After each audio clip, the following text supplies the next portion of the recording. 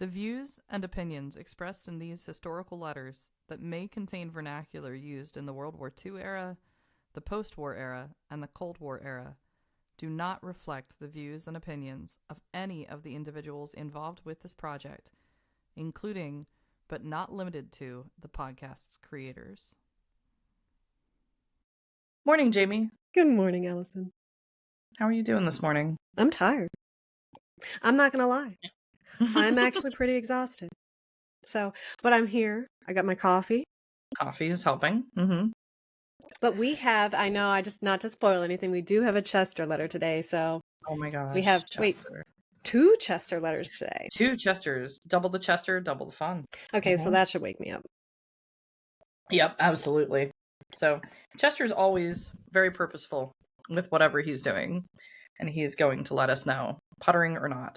I'm going to hold back on some of the puttering comments. I told my dad I would. He's very purposeful. He's a purposeful individual. But I think through 1945, when they got a house, they got a farm, Sweetie was home, Sweetie was pregnant, trying to help him out, I don't know. I felt like he potentially drifted off to the farm and was being Chester the naturalist a little too much. And it kind of came through in the letters. But let's see if he redeems himself here in the late spring and the early summer of 1946. Everybody, we have 4 letters to go through today. As Jamie mentioned, we have 2 letters from Chester, 2 letters from Sweetie. We left last week trying to see if Sweetie would get out of 936 Springfield Road. It's been a very rough early spring and April, May for Sweetie, but that's her goal. She needs her own space. She wants her own house. We're going to see again this week, like we hoped to last week. It didn't happen last week. We're going to see if Sweetie finally gets away from 936 Springfield Road. And just a few things before we start up with the letters today. To our new audience members, welcome to the Love Sweetie podcast. To our returning audience members, thank you for coming back and continuing Sweetie's story with us. If you could, please like, share, and subscribe to the Love Sweetie podcast YouTube channel. Really helpful. We'd like to see those subscribers go up. I know there's a lot of people watching the videos. Please subscribe to the channel so you get notifications of new content, new videos each week. And then if you're listening to us on Apple Podcasts, Spotify, and the other audio channels, thank you very much for that. If you could leave us a review, we'd very much appreciate it. And then, of course, you'll want to go to the website and check out all the new content at www.lovesweetiepodcast.com, especially photo galleries, family tree, timelines, things like that. And if you're catching up generally with the podcast. But with that... Oh, but I think actually... Oh, yes, I forgot to mention. Because it's different and new, and this is not a typical thing, but it's incredibly exciting. So we are actually headed to the Podcast Movement Evolutions event in Chicago. That's happening in Chicago March 31st through April 3rd. They have a big website for anybody that's listening that might be a podcaster and curious about that. But basically, it's just a lot of podcasters and people from the industry of podcasting meeting together, talking about best practices, all these sorts of things. We want to take Sweetie to the next level. So everyone's experience with this podcast is really, really great. And we can only do that by learning more about where podcasting is heading and learning all the best tips and tricks and things like that. So if you see some changes coming after that conference, it's probably because we picked up some new things at the conference, the convention out there. But yes, Sweetie's going on the road. We know she traveled through Chicago, so I find it completely appropriate for us to head to Chicago. Yeah, I'm actually hoping that while we're there, we can hit a couple of things and maybe places that I know because she was at Union Station. So so we're both really excited to head out there and see if maybe there's some different things that we can do with this podcast. Yes. Though, Jamie, I have no desire to start like running for a train on a platform. No. We're not going to be recreating any of that. But with that, I'm really looking forward to my Chester letters. And that's where we begin today, right? Oh, yeah, absolutely. That's where we get started. So here's the first one from Chester, and this is coming in from late June. June 24th, 1946. Dear Jane, Mom and I are very glad that you helped out with the presents for Chris. I am glad that you made as wise a choice. Enclosed is a letter we got Saturday from Sweetie. Send it on to Lizzie.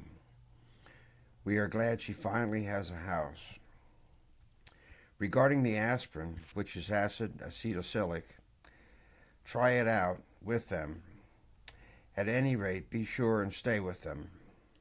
I see no reason why you can't make it okay. We hope that you will be able to do so anyway. Mom and I went to a Catholic funeral this morning. I felt like I wanted to hear some of the music again, but we were late on account of the clock being slow, and I did not get the first part, which is really the "We will expect you home when you can come. We may be up there in a day or two. Have lots to do, and it is now mail time. Love, Papa."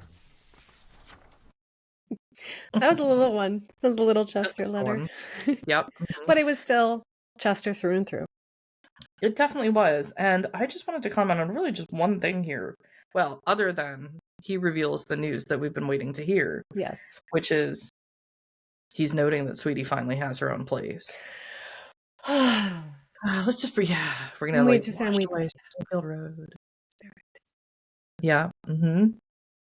So this is very nice. Sweetie has her own house. And it's always funny to me to see these letters and to realize the kind of time that they lived in when he's like, we may be up there in a day or two. And then I see her getting the letter and being like, oh, and then they show up at the door. You know what I mean? Like that time. Right. The timing. Yeah. It just, it's funny to think about, not being able to like immediately contact people like we can now. But then the other thing that I really like about this letter, he says we were late on account of the clock being slow. Really? No. Really? Do I really believe that? Like, because he's so technical and so precise. If that clock was slow, I feel like he would have fixed it. Someone might have been out. Doing something? Puttering cough. So, like, okay, that's it. That's my fill of those comments for this episode. Okay, we did the puttering comment. Yep, we did it. Okay, that's passed. Don't worry. There's another Chester letter coming up. We'll see if Chester redeems himself from that. Yeah. But heading into the next letter here is the first one up from Sweetie. 37 South Love Lane, Norwood Park, Norwood, Pennsylvania. Dearest Mama and Daddy, I wrote and told you that our hopes for the house had exploded, and we were really out on a limb. I took my foot in my hand and went to see the lady who interviews applicants here on the project. I told her of our nice furniture stored, and of our living in one room, and that I was considering leaving for home until something would be available. She said she'd like to help me, but there was nothing she could do right then. I waited a week during which it rained almost constantly, and called her again. To my amazement, she said she had already sent notice that a bungalow would be available on June 7th. We made arrangements and borrowed a truck, drafted a couple of Lou's friends as labor, and moved in on June 8th. This house is identical to the one I wrote about first. It is a single-frame house with a big, big lawn. It is considered big here, at least. It is laid out just like the one I told you about first. We moved in the morning, after the other people had moved out. No cleaning had been done, and so I had to start from scratch, pushing furniture to one corner and to another corner. Lou, like Daddy, wants curtains up, and that was a job. I bought glazed chintz blue, with circus animal print, and made drapes for Lewis's room. I bought yellow plastic material for straight plain bathroom curtains, but it proved to be too heavy and too full, so I had to make tiebacks out of yellow ribbon, since there was no material left. The bedroom and living room curtains I bought second-hand had to be washed, needed to be stretched, but since I had to iron them, they are quite warped in the living room, but look nice in the bedroom. I bought 36-inch width toweling, split it up the middle to make window and door curtains, table runner and buffet server, icebox scarfs. I still have much washing and waxing to do. We have moved in with a family of roaches, and we're trying to evict them. The rug runners we bought so cheaply are just too long to go, without cutting, as you suggested. They're 12 and 13 feet, and we just couldn't use them that long, so we had to cut them. I couldn't see paying 85 cents per yard to have them bound, so I bought the binding and proceeded to do it myself. By hand. It is not too hard, but it is tedious and tiring. I really think mine looks the best, though, even if I do say it myself. Lou sanded and then restained our walnut gate-leg table, and did a beautiful job. I believe he'll give it a coat of varnish to finish it up, and it will really be fine. It has been cold enough for a furnace fire to take the chill off the house, and raining like everything. They got their house. I'm so happy. Mm-hmm. And she didn't rest until that happened either. No. No, she took her foot in her hand. She did. So, I don't know what that means. I think, but we get the idea of what it means. It's kind of like, I remember when I was just listening back to this episode, but it's when we were talking about when the train broke down, when she was on her way to Kansas in Union Station, and she needed to get her ticket fixed because she wasn't going to wait. She was just done, and she went over to the Rock Island agent and said, nope, you're going to get me on that other train. So I think she basically, same thing also with the Shore Patrol. Nope, he's not going to be in trouble. I think she'd had enough, and she went to this real estate agent and was like, nope, I'm getting one of these houses. And then she did. And then she did. Yeah. But a lot of work at the new house. And I feel like in 1945, wasn't she like making curtains for like, because Laura and Chester had just bought the house. So she had literally just done this less than a year prior or so with Laura. And so she has experience dealing with curtains and all these other things, but she doesn't have a sewing machine right now. So she's doing everything by hand. I can't even imagine. And thankfully, Lou's a handy man with regards to the varnish, fixing things, sanding things. He works on the base. He knows how to fix things. So they're just doing all the work themselves and trying to save the money that they can. And they're doing, I think, a great job. Mm-hmm. I mean, she's got I'm sure the curtains were not as difficult. I can't even imagine, though, not having a sewing machine and having to do all of that by hand. Yeah. Oh, goodness. And then she said she bound the rugs, too. I'm guessing that, you had to like bind them up so they wouldn't unravel after you cut them. Yep. But oh, goodness. But she knows how to get stuff done. She's not balking at any of this. No. She just knows it would be a lot easier with a sewing machine. Yeah, she'd like that. But, ooh. And then she's got little Lewis there. He's still less than a year old. So all this is going on in the background. But she's delighted to get away from Sydney and Elizabeth and 936 Springfield Road and get into this place on Love Lane, which we hope lives up to its name. We've been having a round of colds and flu again. Lewis got sick the day we moved in. The cold and change of abode was awfully hard on him. He was running a slight temperature, but he had a terrible cough. He'd cough so hard, he'd throw up everything until he got to the place where he'd eat absolutely nothing. He'd nibble one bottle all day long, and that was all he'd take. He was so badly constipated, his nose was so clogged, that he could hardly breathe, and his postnasal drip had him gagging most of the time. I'd say he shows definite asthmatic tendencies. I could do nothing but put him through it, and so I'm quite behind with my hauling. I gave him milk of magnesia each night with not too good results and disturbed sleep, so we're trying Fletcher's Castoria. It has improved greatly now. I don't know if it was the cold or change in laxative. I ran out of sulfa and went to a friend of Lou's who is a pharmacist. He grudgingly gave it to me, and I do think it was a big help. Lewis is much better. He still has a rattle and a runny nose, and I guess he will have, until this weather clears and he can have some sun baths. I don't believe he lost much weight, if any, but he was pale, listless, and a handful. He's spoiled, of course, and can toss off one of the nicest screaming, head-pounding tantrums at 8 months that you ever saw an 8-year-old pull. Usually leaving him alone in a room with the door closed will help, but sometimes it wasn't, and I'm quite at a loss when it doesn't. I just hope he'll be over it before we come there this fall. He stands in his stroller and has no trouble. If he's sitting on the floor, his toy gets away from him beyond his reach. He'll sit and swear at it rather than make any attempt to crawl after it. The last couple of times he's done a little shifting around, so he may fool us yet. He won't play alone in the playpen for very long, and he makes no attempt to pull himself up. He loves music and the radio, waves bye-bye, but doesn't say it yet. I've thought several times that he's said Daddy, but can't be sure. He recognizes Lou coming across the street and starts waving hands and feet. But another man in a dark pin-striped suit will not get a glimmer of recognition. Lou has been sick for about 4 or 5 days with cold, 2 of which he spent home from work in bed. He had a slight fever, took sulfa, aspirin, and laxative, and has gone back to work this a.m. in the rain and coughing. A fellow worker picks him up at the door at 5 till 7, and at about 5:20. It takes about an hour to and from by the time they have picked up all the rides and dropped them off again. Lou is terribly underweight and has such a sallow look. He doesn't weigh 128 pounds now, I don't think. He's awfully thin, he eats pretty well, but just doesn't gain at all. Today I seem to be getting flu too, though instead of a cough, I've got a sore throat and a threatened diarrhea. Heaven help me if I get it too. Ooh. Right? Mm-hmm. Well, I mean, a child, like being sick is just that's awful.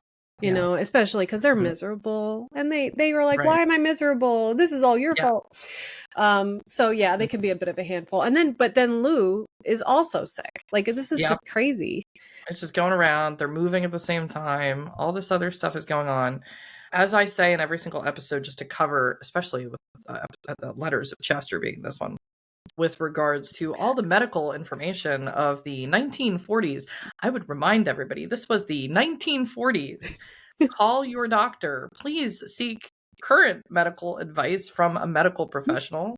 Please do not take this as a do-it-yourself at-home advice from 80 years ago. And I'm not a medical professional. Sweetie is recounting what she did, and I would remind everybody 80 years ago. So talk to your doctor. And I'm going to let that cover for the rest of the episode because Lewis does get sick a lot and things like that. But my main comment of this whole time is sulfa, sulfa, sulfa.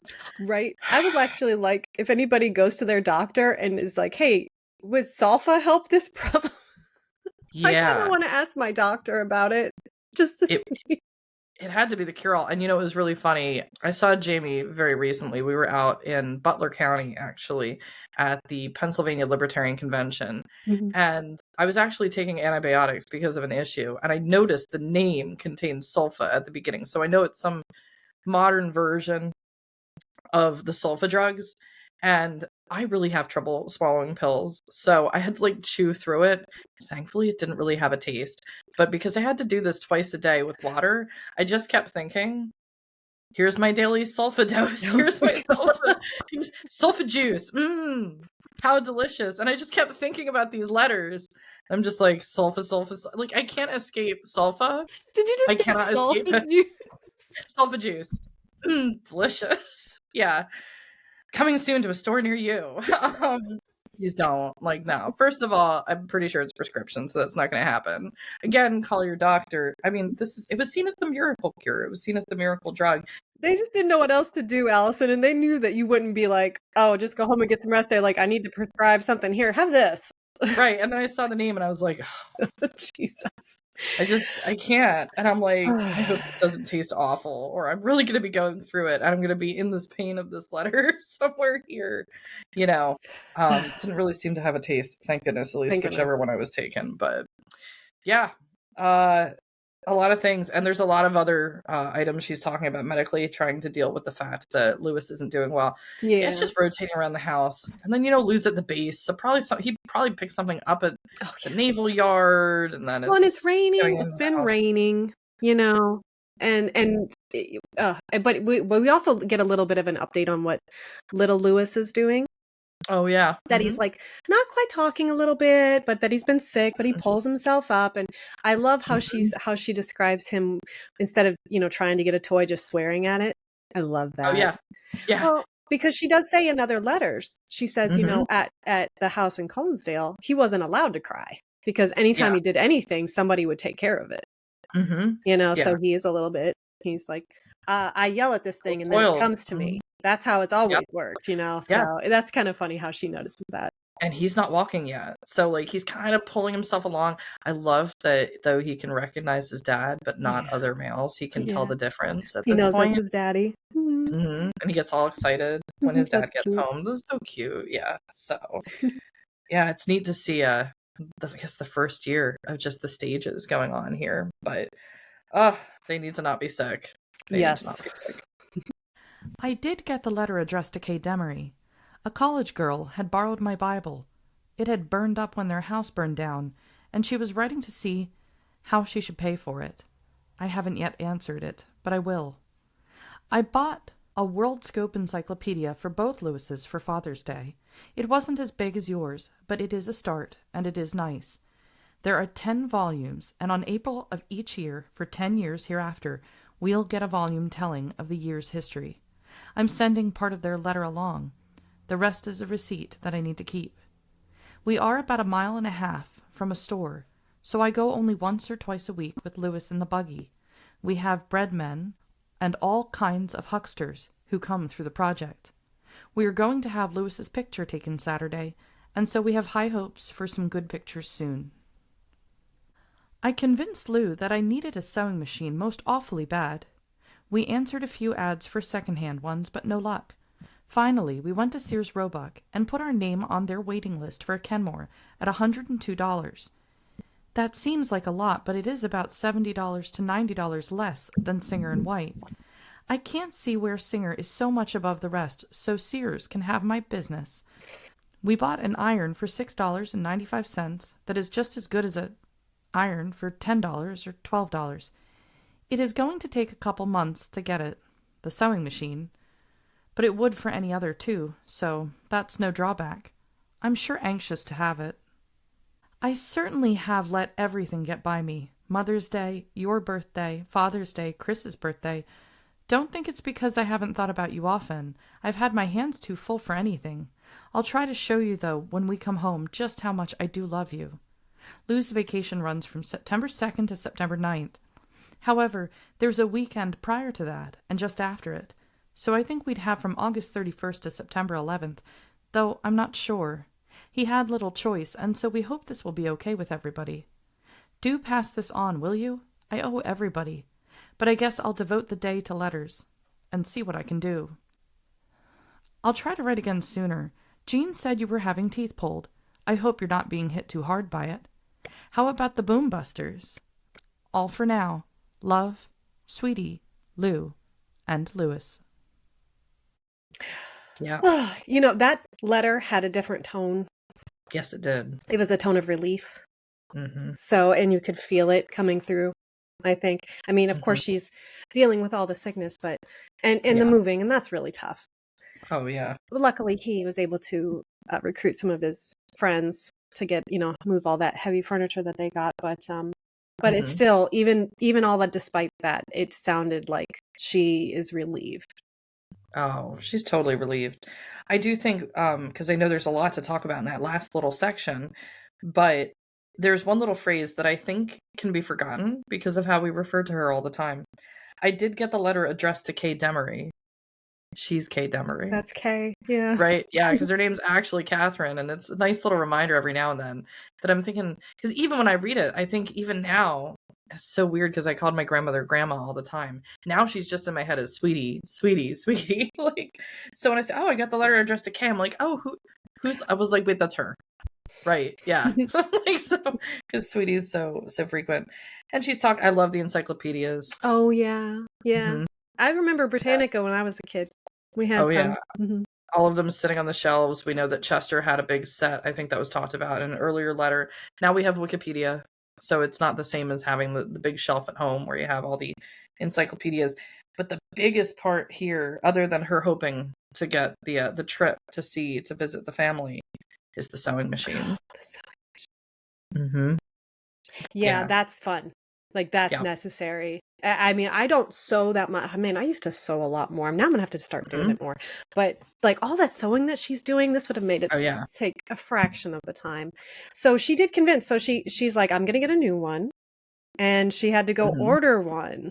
We can't imagine a world where you can't just, like, go buy a sewing machine. And how important it was back then. And, like, no one's even giving them up secondhand. Everyone's doing so much sewing. Remember, this is still the days of tailoring. Still so many things being tailored, so they're in use for all of that. So she's on a wait list for not even a Singer, for a Sears, but she's like, that's Kenmore. Okay. I'm going to go get a Sears. Sears, I love that line. Sears can have my business. I guess Singer is still a major brand. Singer is still a major brand. Kenmore is a major brand, but they do mostly appliances. I wonder if there is a Kenmore. Kenmore sewing machine. I don't, you know what? Now I'm curious. I think mine is a popular brand of sewing machine, but I haven't pulled it out for a couple of years. But I think I will when I do. And I think that it's like a more popular brand, but Kenmore. Yeah. Let's see if she actually gets it in a few months. Yes. I'd like to see. We'll figure that one out. But yeah, so she got, and then she missed everybody's birthdays and she felt Yeah. really bad. And of course, but I Mhm. mean, she's had so much going on. Oh, and then they're still talking about too, the trip, Mhm. the trip Yeah, that they're the going trip. out. Now, once she goes, can you get her back out of Iowa despite getting her house? That remains to be seen as well. Well, this is June Because that we're in, correct? this is June. Yeah. Okay, so Mhm. maybe she will feel more comfortable by that Right. time, where she won't Yeah. feel like she wants to stay. Yeah, and she does describe that this house's layout is very much like the layout that she'd already described in another letter. We do have information more about Love Lane and the layout of the house there, but we'll leave that for some future content. But she gives us that clue. Oh yeah, and there's one other thing that I love so much. The people passing by selling their wares, the bread man and Yeah. everything else going through the project.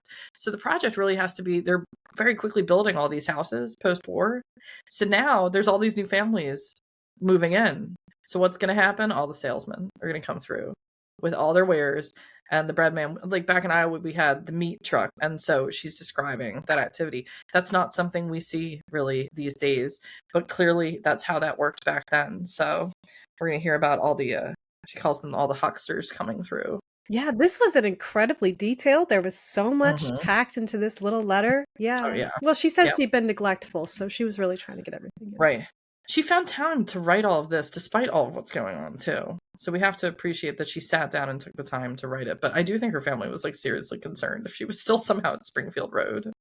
So, yeah. Well, I think that we can get a little bit more insight into how her family feels about it because our next letter is a Chester letter. Lacona, Iowa, July 10th, 1946. Mrs. Lewis S. Graham. Dear Sweetie, we've been busy and hot and also not too sure of your address, so that writing you has been criminally neglected. We hope that you will still be interested enough in us to answer this without waiting too long. I'm sending you those postcards so that you can write us some each week anyway, whether you have time to write or not. It is being hot here now. The thermometer is something around 100. Bill and Lizzie have been here for several days, and we have been making some hay for the 2 little calves down by the dam. We put up about 3 tons of hay and put it over a frame and made sort of an igloo for the calves to stay in and hay themselves while the thermometer is at the other extreme. The pond is full of water and furnishes all they need through seepage around the water pipe. We are going to stock the pond with about 300 bluegills, 35 bass, and about the same number of bullheads. The farm is the same as it has been, except that there's not so heavy growth of grass this year as there was last year. The baby M is doing fine. She weighs about 12 pounds and is getting sweeter all the time. She'll be a very pretty child when she grows older, as indicated by the present. We did not have the time to take pictures that we had intended taking this time, but they are planning to come here again this coming week, and we will make an a special occasion out of taking the pictures then.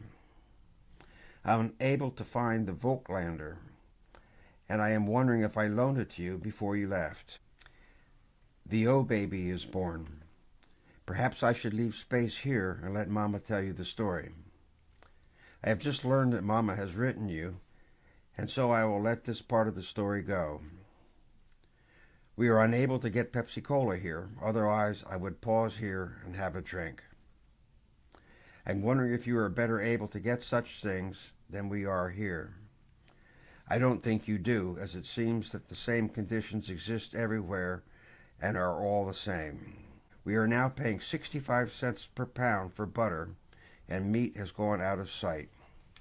We are now paying 13 cents for a quart of milk. Our garden has been very good so far. We have had peas to give away. Most of the other vegetables are doing well also. While I was out haymaking, I sunburned my back quite badly. However, it did not result in large blisters, but small ones that did not break, and so I was not so very sore, and it has not taken long for them to heal. The children were here, and Chris prowled around and herded together some caterpillars and other worms, and had them walking up and down his arm quite fearlessly. I'm glad that he's able to use them for amusement purposes and get some entertainment and interest out of them. I don't think that I was ever as bold with these crawling things when I was that age, owing to having been told so many scary things about them. However, I later learned to handle them as quite freely later. Yesterday I was out in our garden among the little trees, and they are exceeding some of my best estimates of growth. The little black locusts are growing the best. Mom and I have measured some of them and find that some of them have grown 3 feet this season, and they are not yet growing. All of them have grown 2 feet, and most of the little ash, peach, and mulberry have grown about a foot, or will by the time the season is over. The bees will give us some honey too, but I fear not as much as we expect. We need some more equipment. We have not yet determined when Frank will come home. We are wondering if it would not be better if you came alone, as Lou would not have time to stay very long. The cost of approximately $100 apiece seems a great expense. It would buy a great many things you would need. If he had only 7 days, it would not be very long for him to stay, and would no doubt cut your visit short. I will write Frank soon, and will tell you more about when he plans to come home. When you come home, we want to take the baby's pictures, and I feel that we will have to use up some time to get the program through that we are planning on. We want you to write us each week. I am sending you the postal cards and would like for you to write us something every week. Be sure and do this, sweetie. We are concerned when we do. Mama has written you, and Jean has also, and we feel that you will. See you all, and the baby especially. Sorry this penny's paper got turned under, but it was not important anyway. Pepsi Cola got to this place today. Love, Papa. Well, I'm glad he got his Pepsi. Yeah, he started looking for his Pepsi, wondered if they had it, and then by the end of the letter, the Pepsi had arrived in Lacona. I like Coke. Mm-hmm. I like Coke better, but I'm glad that Chester got his Pepsi. I'm sure he drank it out of a catheter straw. A clean one, yes. I'm sure that's how he does it. did use his catheter straw. It was nice to let this letter play straight through. Yeah. Because there's a lot of different things being talked about. There's no really easy breaking point in this letter. Jamie and I were talking about that before. But there is a lot going on that he mentions. And he's being very productive here. There's a lot of work going on at the farm. He talks about the calves. So they are looking to have cows on the farm, and how they're trying to keep the cows well watered and things like that, but also out of the heat. He says it's 100 degrees out. So they build this thing with hay, something with a little bit of, I guess, air circulation, and how they're using the spillage from, I guess, what was it, the pump, to allow basically a stream of water to come out, so there's fresh water getting to them. So he's being smart. And then the pond has a lot of fish in it all of a sudden. He's planning on stocking. Oh, he's planning on it, right? That's right. When he says we're going to do this. Yeah. But so, it hasn't happened yet, but that would have to, I'm sure that would probably be really difficult. You'd have to have, I don't even know how that would work in that time period. Yeah. Would you have a truck come and deliver it? How's this work? Where they have access, from local. That's something definitely to look into. Maybe individuals in the comments maybe have some insight into how water is stocked, especially today versus back then. Mm-hmm. That's a whole process. Well, he wants to have a bunch of fish, and honestly, he wants to have a bunch. Yeah, this pond sounds huge. If he wants 300 bluegills in it, yeah. So this sounds like a big pond. But yeah, so he talks about the calves, and they've been haying, and this is actually kind of funny. His Liz sister and Jabil, Bill and Lizzie, for this letter, they came down to help do the hay. Yeah, and that's a thing. It's kind of funny, farm folk coming back, gathering for hay time, because you need a lot of people. I love that he mentions that he's unable to also find the Voigtlander. That's a camera. So he's talking about the pictures. So one of his cameras has clearly wandered away from him, or he wandered away from it, and it got out of his sight. There's a lot going on. Things have been moved around a lot recently with the Demarees as they've been getting this farm really going. He's still, of course, he's got to deal with the fact that he's a doctor and he's delivering babies throughout all of it. He mentions one of the babies. And then he starts talking about sort of the shortages that are happening at the time. Yes. 65 cents per pound for butter, and meat has gone out of sight, which to me just seems so strange in the middle of an agricultural area like Iowa that there's no meat to be had. So definitely some stuff going on there in the summer. If there's no meat in Iowa, that's why he's curious, like what on earth is getting to these areas that don't have the big farms and ranches all around, but they've got their garden going, and that's critical there. And he's sharing some of the wealth because of the peas. And then we get a little update about Chris with the bugs, which I think is it's adorable. So That's fun.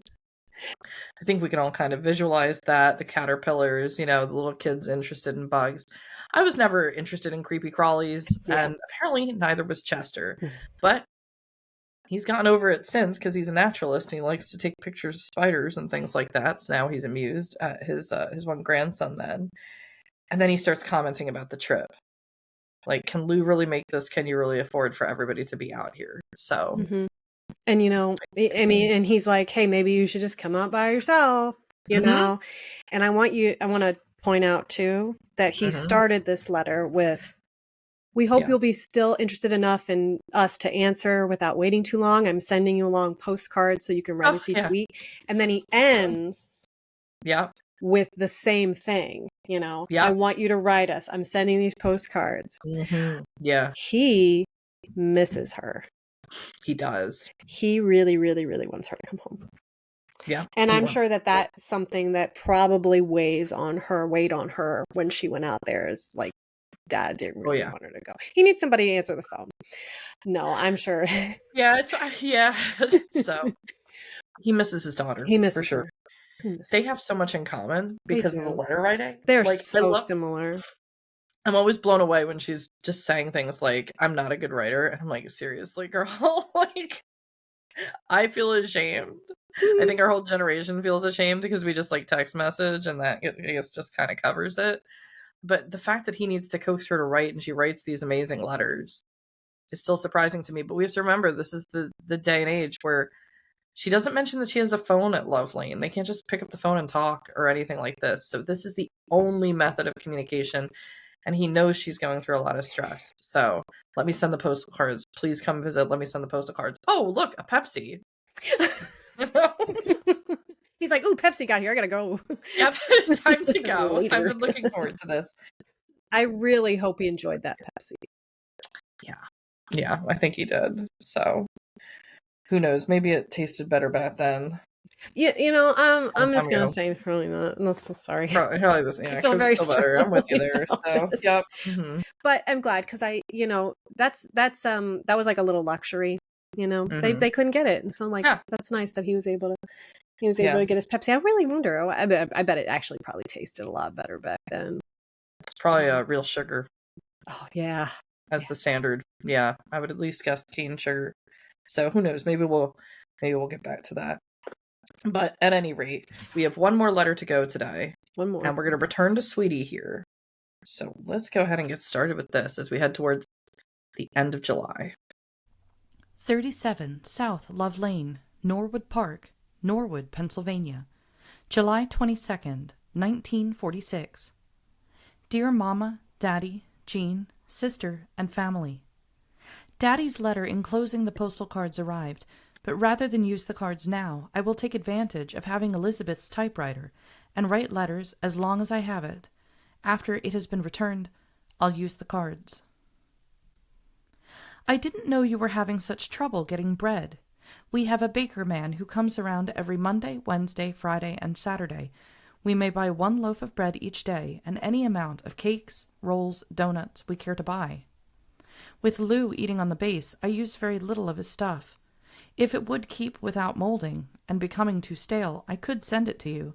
The stuff is here if you care to pay enough for it. I don't, so we just go without. Do not send butter. We use little of it to begin with. When we can borrow Elizabeth's car and go to the Navy Yard, it can be bought for 50 cents a pound, and they have good cuts of meat at much lower prices than they charge in the retail stores. Without a car, it would be virtually impossible for me to go and do any shopping. We are quite close to the Navy Yard as the birds go, but to go by bus and trolley, it would be a terrible trip, and with Lewis to manage, well, it is just out of the question. Did Uncle Cyril tell you what kind of a dog he would send you? I guess it would be a relative of Jeff's, though it probably will be either a grandniece or grandnephew. Wouldn't it be nice if it had the markings similar to Jeff? You better start clonking Ace on the head for chasing cars. He may be a nuisance about riding in the car, shedding dog hair and sitting on your lap, wanted or not. But just the same, I'd hate to see him get killed because he's too foolish to keep out of the way. You'll have to do his thinking for him, and make him quit. Jean wrote that she had read an article on the use of benzodrine and ephedrine, and of the mortality rate amongst those who use it. I'm sure you know what amount can be used safely, and where the line must be drawn, but just the same, I'll have to insert my penny's worth and say, be careful with it, and don't just dare the devil to interfere. So she still has a typewriter. She does. Yay. Yep. Good. Yep. That's good. So she's able to like really start, she's able to like pound out that letter. And then, we hear more about the bread. That's fun. So he got, they can buy, and I guess so at this point, there's still some rationing, I'm guessing. They can only buy one loaf of bread any other day, but I'm sure that's enough for their needs. Oh, yeah. No, all of a sudden, the Baker Man just made me think about the musical Into the Woods. I don't know if you're familiar with the Sondheim, but the Baker is one of like the main characters of this, and they did a pretty good movie version of. Yeah, it's this like whole opening number. If you listen to anything in the musical, just listen to the whole opening number, and it has the information about all of the characters. It just made me think about like various lines. I have to go to the festival, like, and all of these things. Like, there's so much traveling that's kind of happening in that number. But the Baker Man. But here's the rules. Like, the level of detail here, where they can. It's not just that the Baker Man. She could have just said, "Well, the Baker Man comes down the street. We can buy bread from them." Yeah. No, it's we can only buy one loaf of bread each day because there's still somewhat of a shortage going on. But we can buy any amount of cakes, rolls, donuts we care to buy. And, this is an interesting part. I'm just thinking about this now. The famous phrase I remember hearing from Marie Antoinette, let them eat cake. Pastries and things are made with different elements. So I know that this has historically not aged well as a comment, and didn't at the time it was said in the late 1700s, and may have cost her head, basically. With regards to these comments. But, the historical side of let them eat cake was like a rationale thing because bread is made with something different. So the peasants were starving. So there was a shortage of bread, right? And it's made of something different. So her response is, well, if they can't eat bread, at least they can eat cake. So the phrase comes out, let them eat cake. It just doesn't play really well. And did not end well for Marie Antoinette. But when we look at that in this context, you can only buy one loaf of bread, but any amount you want of cakes and things, let them eat cake. Because I love that, Allison. That is so fun. And they're able to buy as much as they want of any of our other stuff. Let them eat cake. But it's better explained here. By Sweetie than it ever was back in the day by Marie Antoinette. If you don't know your history and don't know what happened with that, look that one up in Wikipedia. It did not end well for her and a whole bunch of other people. So anyway, moving on from that, then they talk about the other dog that they're looking to see, like it would be a grandniece or grandnephew of Jeff being the dog from before. There's pictures of Jeff on the website. And then a little bit of medicine here. And even Sweetie, who not a doctor, anything like that, gets a little nervous because Chester compounds his own medicines. Yeah. This is one of those circular letters going to everybody. Just be careful, Dad, on how to use things. Let's not tempt the devil with anything here. Even though I know you know what you're doing, but she's a little nervous. We have been having humid days that take the very life out of a person. Lewis hardly sleeps through the day at all. I dip him in a warm tub to rinse off the slobber. He still drools enough for 3 boys, and clean the creases in his neck and cool him off a little before he goes to bed for a nap. He may drop off to sleep for about 15 or 20 minutes.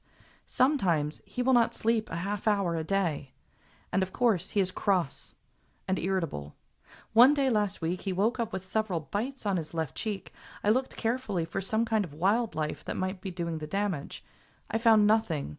I couldn't think what new food would cause it, and when on succeeding days it appeared on other parts of his body, I took all the furniture out of his room, took the bed apart, scrubbed, waxed, and dusted all over again, moved the furniture back in, and the next morning, more.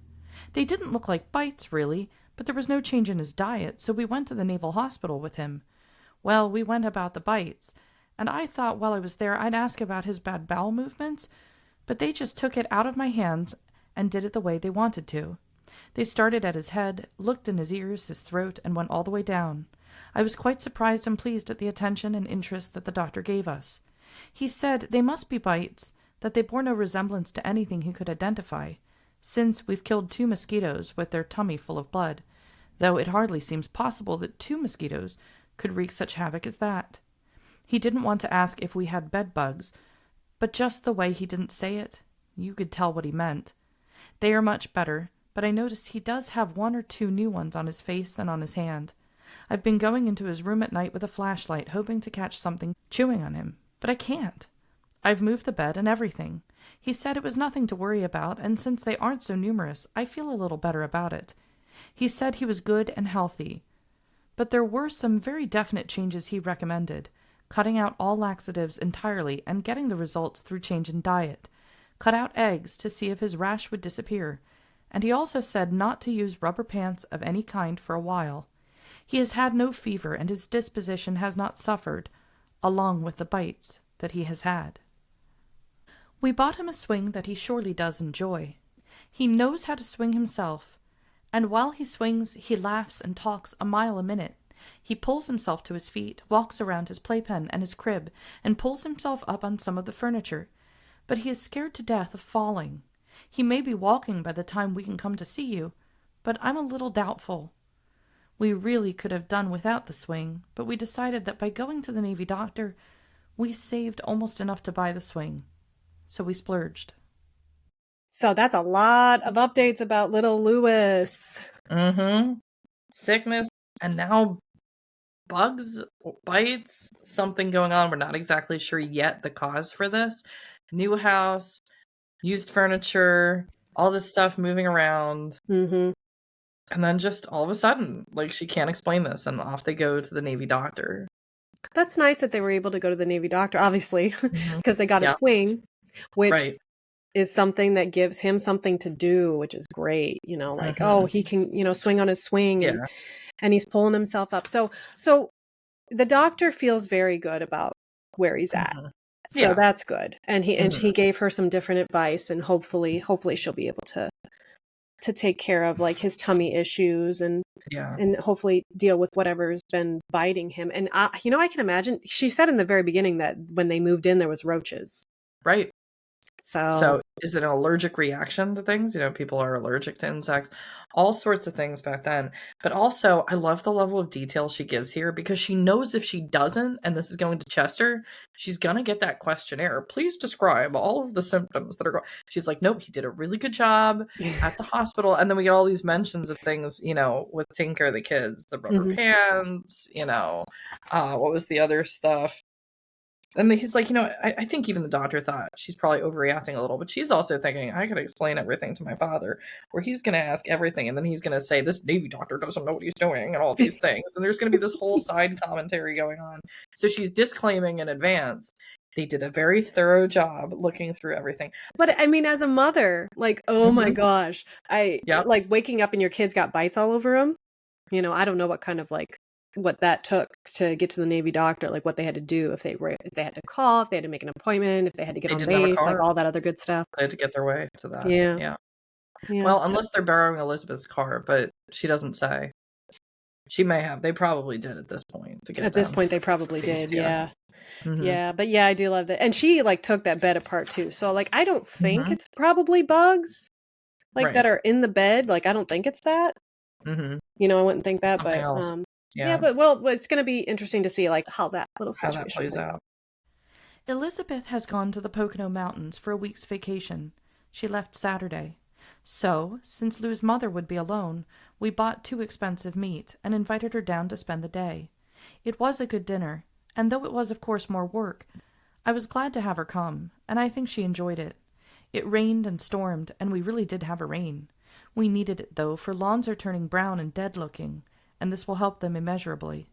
She stayed until bedtime last night, and Lou took her home. Lou has duty tonight and won't be home, and I was half afraid that she would suggest either staying here with me, or else my taking Louis and going there to stay, and so... No, Jean, your packages have not come yet, though they may be in this afternoon's mail. We do have need for the radio. We've borrowed a temperamental one from Elizabeth that works only when it feels like it, or when it is sure I won't be able to listen to my soap operas. But if you have one, and if the folks don't have one, let them take it back home with them to use until they can get theirs fixed. But then, do so send it to us, for we really should return this one, and it isn't any good anyway. I'm glad to hear that you're still as well satisfied with your job, and hope it continues to do so. I'm glad you sent the pictures. They are good, and I do appreciate them. We got the pictures from the house-to-house photographer that I wrote you about. They are good pictures of Louis, I think, but we found spots on every one of them, and so we are not going to send them out until some sort of adjustment is made. So be patient, and you'll see the best and latest picture of the pride and joy that we have. Lou is still quite pleased with his recent change to the Navy. He is looking better, eating better, gaining a little weight at least, and is sleeping better too. I've looked at some dresser scarves. I need some badly, but they are so darn high that I'm making some for myself. In that way I can excuse myself for sitting down listening to the horse operas. Of course, I'm smart enough to know that Mary is plotting to kill John's other wife if the gal he's stepping out with doesn't get the job done first. The paper is coming up at the bottom, so I'll stop now and try to write 1 or 2 more. Love to all of you. And we hope 2 letters in succession won't make hospital cases of all of you. Again, love, Sweetie, Lou, and Louis. Those German stamps are too recent to be listed in Lou's catalog. He'd have to have a recent supplement to find their value. I love her commentary about the radio soaps here. That is, because you had said before that even when you knew her, that she loved her soap operas. Yep. Mm-hmm. So that was like a lifelong thing for her. Lifelong. She always listened in on all of those. Oh, yeah. And given the letters that the last Chester letter where he was like, write me, please, write more. And we hope these 2 letters in succession won't make hospital cases of all of you. Yeah. Like, oh, you wanted writing? Here you go. So she literally runs out of the paper. She notes it there. The paper's coming up at the bottom. So she's typing and she can see the roller, right, is going. And she's like, oh, here's the end of the paper. So it must be a long one. It must have been a long one. It was. Yeah. But again, there's their feeling of relief. Oh, yeah. She's happy. Sure. She's jovial. Again, she's making jokes. Yep. You can tell she feels a lot more comfortable. Those letters that when she was in Collinsdale, you could feel the tension. Some of that has broken. It's because she's gotten her space and she's anticipating this trip home. She's getting a bit back more to herself. And I think the relationship with her and Sydney probably improved as well. Because she enjoyed having her for the day. Yeah. Yeah, and that's certainly helpful to kind of ease some of the tension between the 2 of them. But that's it for the letters for this episode. Thank you, everybody, to listening to Love Sweetie podcast and traveling with us as we get to Love Lane, as we get to Norwood, as we get to hear what Chester's up to. And next week, we're going to continue with that story. So until then, see you next week.